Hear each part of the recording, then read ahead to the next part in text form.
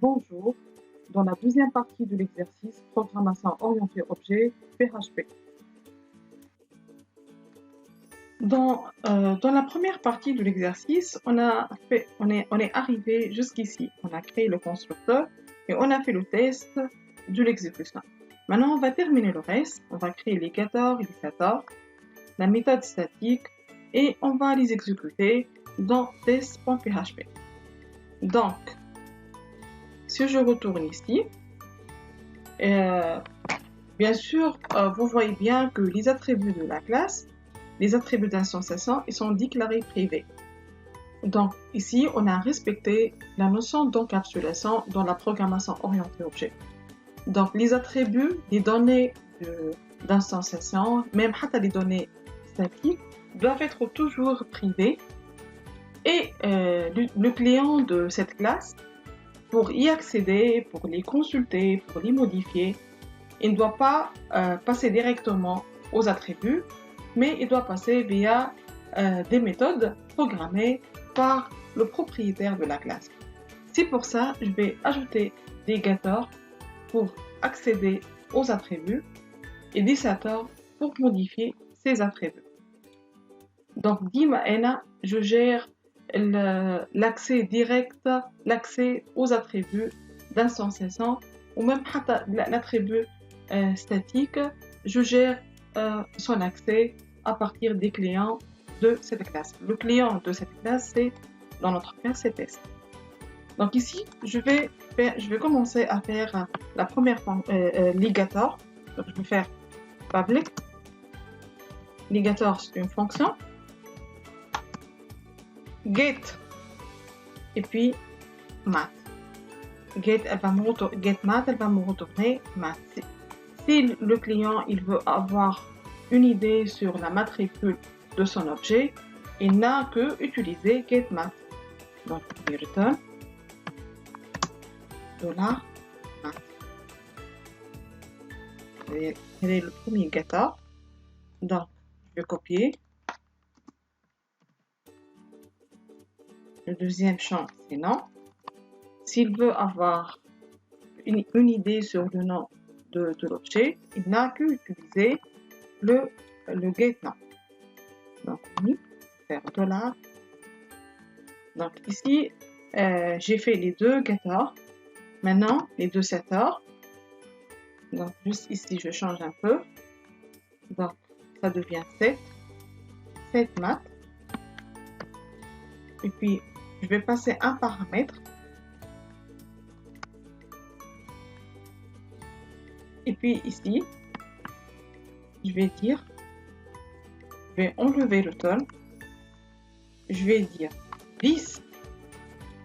Et puis, signe moins supérieur. Donc, l'objet qui a appelé cette math, sa matricule, elle va prendre le paramètre passé dans la méthode. Donc ici, par hasard, j'ai choisi le paramètre ou l'attribut et dans les deux, ils ont le même nom. Puis je termine avec cette nom. Voilà, donc je change. Donc, non. Et puis, non. Et puis ici, l'objet, l'attribut d'instanciation de l'objet actuel, non, il va être modifié par le nom passé par le client de cette classe. Hein? On a terminé les getters et les setters. Qu'est-ce qu'il nous demande encore dans cet exercice? Une méthode statique nommée affiche.mb. Donc ici, c'est une méthode statique. Je vais la déclarer public. C'est une méthode statique. Je dois ajouter le terme statique. C'est une fonction. Et puis, elle s'appelle comment? Elle s'appelle affiche.mb. Et puis, elle va afficher le MB, faire écho. Donc, le nombre, un message, le nombre d'étudiants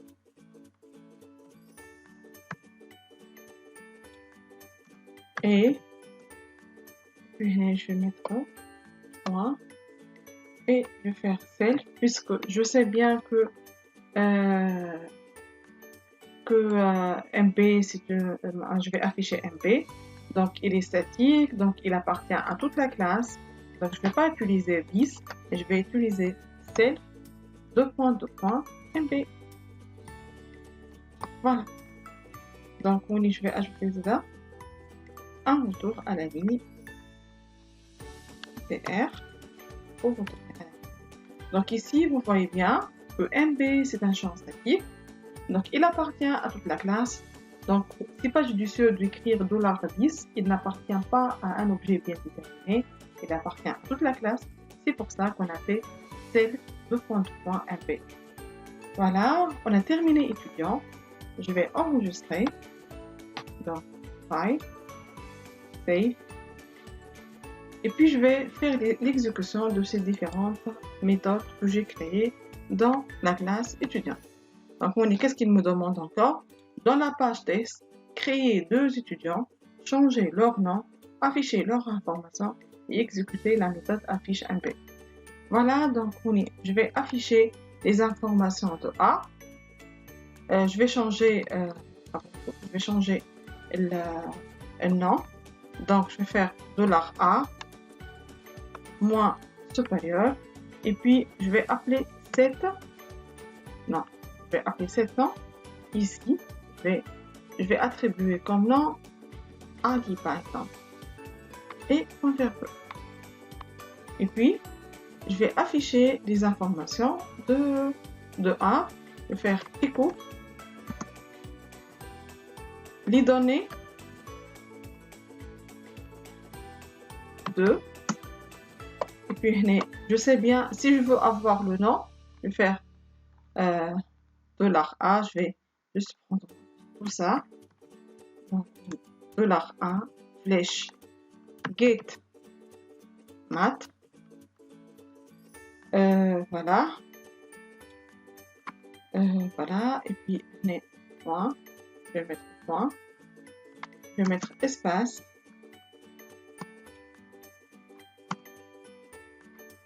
Point. Et puis, bien sûr, c'est un appel de méthode, je dois mettre des parenthèses.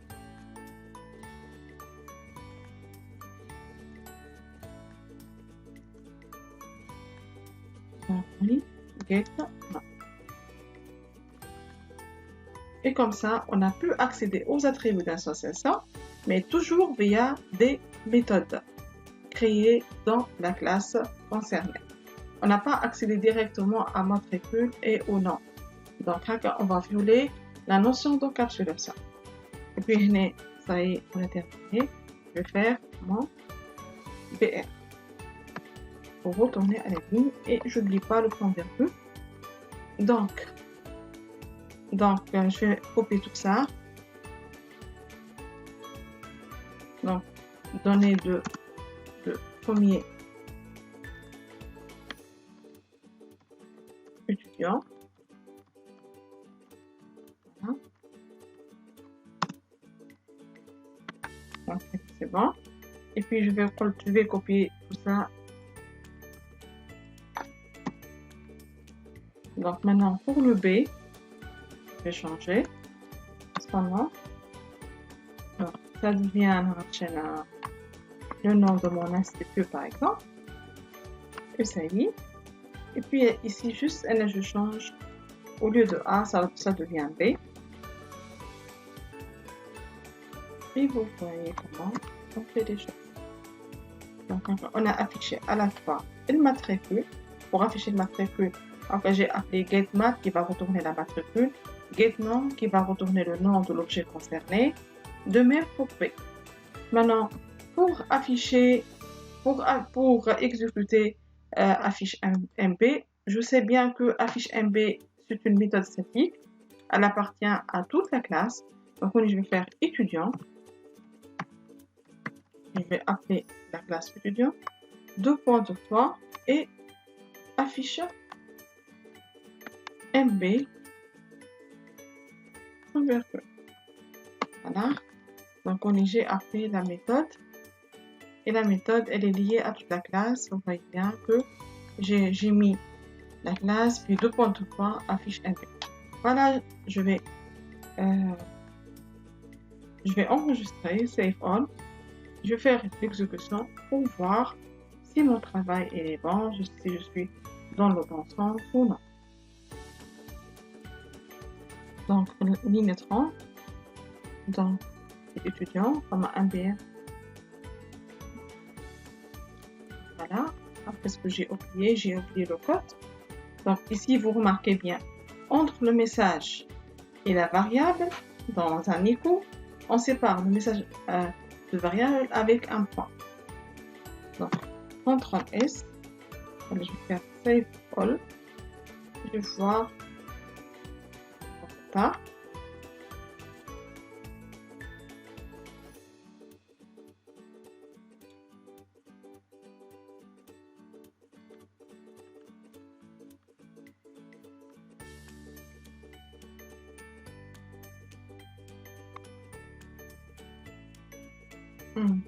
Donc, on est, qu'est-ce qu'il manque? Ah, j'ai oublié le 10. Le 10. Voilà. Et puis ici, aussi 10. Donc, j'ai oublié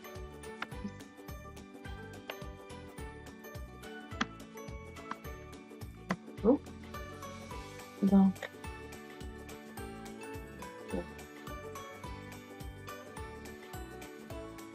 c'est quelle porte? Il y a 30 dans un B. Ah, j'ai oublié le dollar. Ici.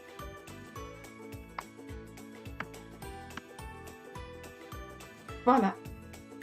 Donc ici, juste les caractères français, les caractères accentués ne s'affichent pas. Juste ici dans le head, je vais ajouter le MetaCharset.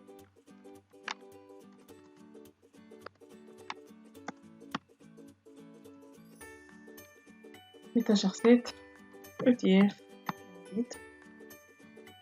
Voilà. CTRL S.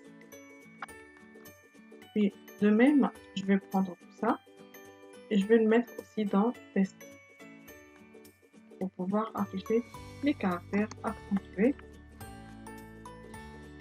CTRL S. Et pour Save All, CTRL R, voilà, vous voyez bien l'exécution de programme. Donc, je vous rappelle qu'est-ce que j'ai fait exactement. Donc, new $A, donc j'ai créé l'objet A, l'objet B en appelant le nom de la classe. Ici, le nom de la classe, c'est l'appel de constructeur. Voilà. Donc, si vous voulez voir la classe étudiante, elle est faite exactement.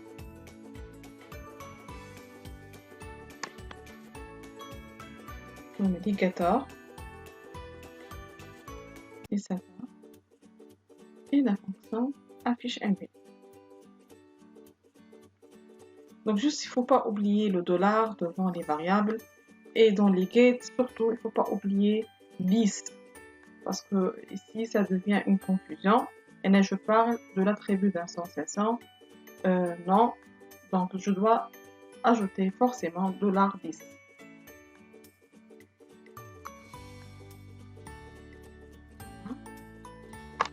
Et pour test, comment j'ai fait? Pour modifier le nom, j'ai appelé le serveur via $A statement. J'ai affiché.